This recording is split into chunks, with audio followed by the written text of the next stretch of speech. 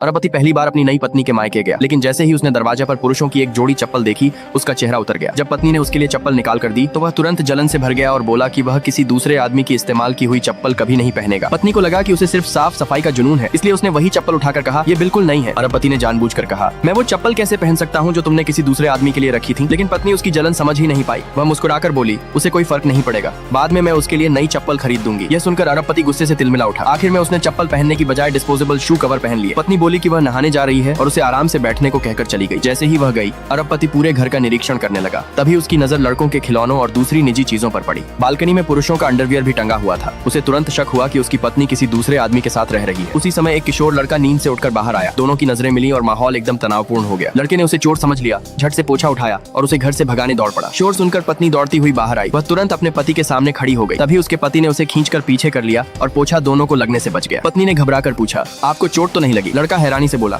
दीदी आप इस चोर को क्यों बचा रही हो? ये तो घर में चोरी करने घुसा था। पत्नी कुछ कह पाती उससे पहले लड़का उसे अपनी तरफ खींचकर बोला, ये आदमी इतना हैंडसम है कि इस पर बिल्कुल भरोसा नहीं किया जा सकता। पत्नी ने गहरी सांस ली और कहा, ये तुम्हारे जीजाजी हैं। लड़का पूरी तरह स्तब्ध रह गया। उसकी बहन ने पहले बताया था कि उसने शहर के सबसे अमीर आदमी से शादी की है, लेकिन उसे हमेशा लगा था कि वह मजाक कर रही है। अपनी पहचान साबित करने के लिए अरबपति ने तुरंत अपना मैरिज सर्टिफिकेट निकालकर दिखा दिया। गलतफहमी दूर होने के बाद पत्नी ने दोनों के लिए रात के नाश्ते में नूडल्स बनाने का फैसला किया। लड़का खुशी मान गया, लेकिन जैसे ही पत्नी रसोई में गई, अरबपति और लड़के के बीच अजीब सी चुप्पी छा गई। किशोर से अकेले बात करना उसे समझ नहीं आया, इसलिए वह भी रसोई में पत्नी की मदद करने चला गया। ऊपर रखी हुई चीज उतारने के लिए उसने हाथ बढ़ाया, लेकिन पत्नी अचानक चौंक गई और उसकी कोहनी सीधे उसके पेट में लग गई। पत्नी ने तुरंत माफी मांगी और उसके पेट पर हाथ फेरकर दर्द कम करने लगी। एक पल में दोनों के बीच रोमांटिक माहौल बन गया। तभी लड़का चुपके से रसोई के दरवाजे तक आया और शरारती मुस्कान के साथ बोला, अरे आप दोनों क्या कर रहे हो? पत्नी ने जल्दी से समझाया, गलती से इन्हें कोहनी लग गई थी, इसलिए दर्द कम कर रही हूँ। ये सुनते ही लड़का बोला, मेरा भी अभी दीवार से हाथ टकरा गया था, पहले मेरा हाथ भी सहला दो। पत्नी समझ गई कि वह सिर्फ नाटक कर रहा है, इसलिए उसने साफ मना कर दिया। लड़का चिल्लाने लगा, दीदी